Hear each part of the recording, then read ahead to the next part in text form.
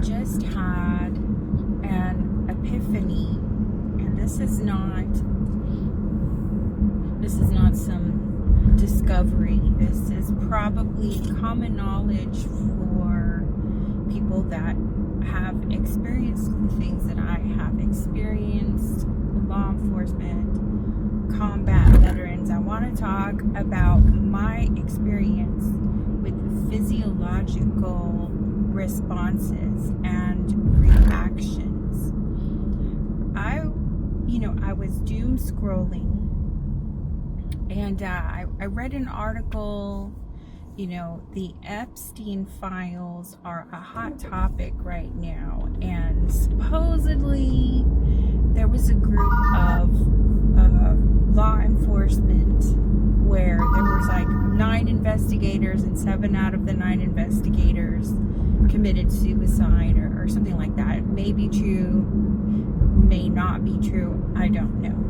My point is, Jonathan Betancourt is very angry at the implication that he would cheat on his wife, cheat on whoever he has alliances with, betray all of that for me. He wants to make sure that I know and everybody knows that not only does he find me unattractive, I'm not even a person in his eyes. I think I saw him about a week or so, or I didn't see him. I was in his neighborhood and I heard him shout out, "I don't want that. I am a that. I'm not even a her. I'm like an insect, too disgusting for him to interact with. He's the good guy. He did what was right. He did what was fair, what was just. He does it for the people. That's how he views himself." So, we get into a little tussle, and I'm coming from my vantage point, my viewpoint, my life experiences, and I say them out loud, and then he's coming from his vantage point, his viewpoint, his life experiences, and he responds aggressively. I was already under arrest, I guess. It's very confusing the way it all happened. And of course, I see it my way. Now we come to the part where he is searching me inappropriately. He doesn't know my background. He doesn't know my training. He doesn't know that I know. You don't fondle a woman's breasts when you are arresting them. And this is not an uncommon occurrence. I think a lot of officers take advantage of that situation. Okay.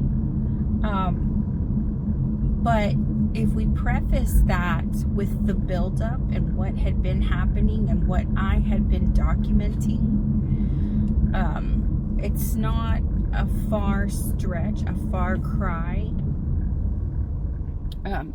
Hey, I'm gonna get back to this. Let's make this a long form video. I was thinking about this morning. Right here, this green carport. When I was 17 and I was still in high school, and we had just moved here from Los Angeles. My parents had separated, and we moved right there on Ramsey, 4402 Ramsey. And I don't know where I was going or where I was coming from. I think I might have just been taking a walk. What the fuck is that? Did somebody die? Let's go check that out. Looks like a memorial for somebody. Is it that kid that was murdered here? They put a plaque for him. I think there was an altercation with law enforcement. Some kid was having some challenges, and he had a bat, and he was shot and killed. I'm not going to say if that was right or wrong because I don't know anything about it.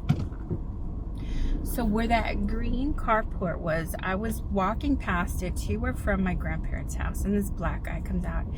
Hey, he starts trying to talk to me, and so just to be nice, I have a conversation with him.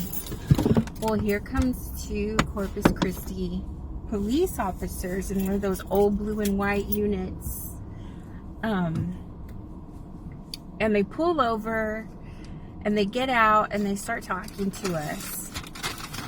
And they're asking the guy, hey, how are you doing? And for some reason, they pat him down. They pat him down and they pick up his shirt, and he has a big patch on his stomach because dude had been knifed. Somebody had stabbed him or something happened. And the officers pulled over because they saw me and they thought, oh, there's this nice young lady and this guy's gonna ruin her life. And so they jacked him up like that. Anyway, okay, let's get back to my favorite subject, Jonathan Betancourt. This is about physiological responses, okay? What happened, that was millions of years of evolution on the planet, okay?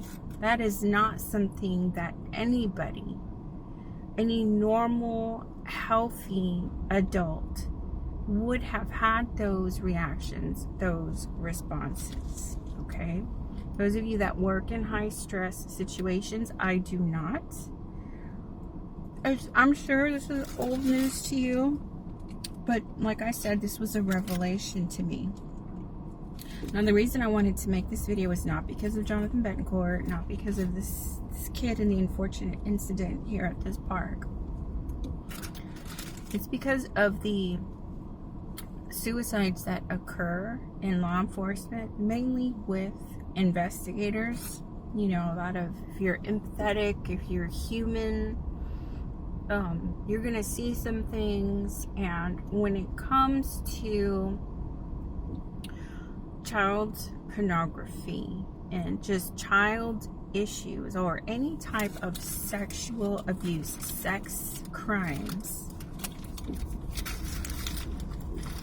if you're seeing something and you have a physiological response, it does not mean that you like it. You are having a normal human experience, and it is your mind's way of coping with what you are experiencing. So if you have a physiological response and you have the capacity to say this is wrong, you don't have to live with guilt. You don't have to, I'm a bad person. You know, this child is being harmed. This woman is being harmed. And what is happening in my body? What is happening is you are human. And you can shut that down. You can do something else for a living. Transfer to a different department. Get off of that case.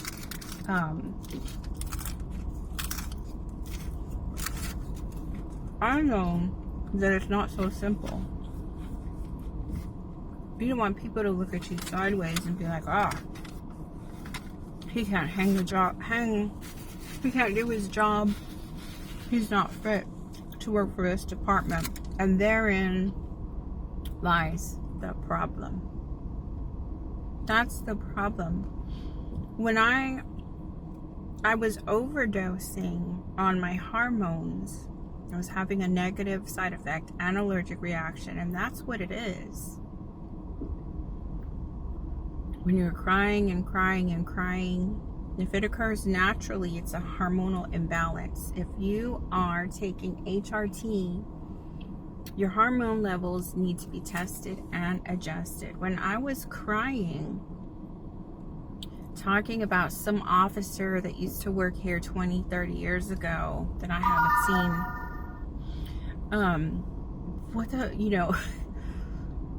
I don't feel that way right now. I think fondly of those memories, but I was having a little breakdown because I was tired, because I had just been abused at Taco Palenque by somebody that I believed to be Patrick McMenemy. We'll never know now, because I received no cooperation from anywhere that I sought assistance. And then I had parked somewhere trying to stay awake, and it just happened to be my daughter's complex. And then one of the neighbors was harassing me, saying, "Get a job." And that's when I realized that my daughter was being monitored in her apartment, not necessarily by those people, but it's evident that there are people close to her that, if there are people stealing things from her apartment, putting them in mine, and vice versa, they're obviously, not above suspicion.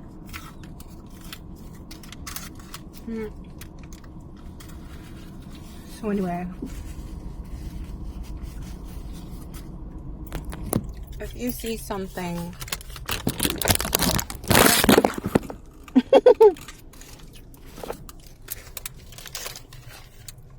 it's not a crime to be normal. It's not a crime to defecate, urinate, pass gas, vomit, sweat, have sexual feelings, thoughts, to enjoy your own body, to enjoy a sunset.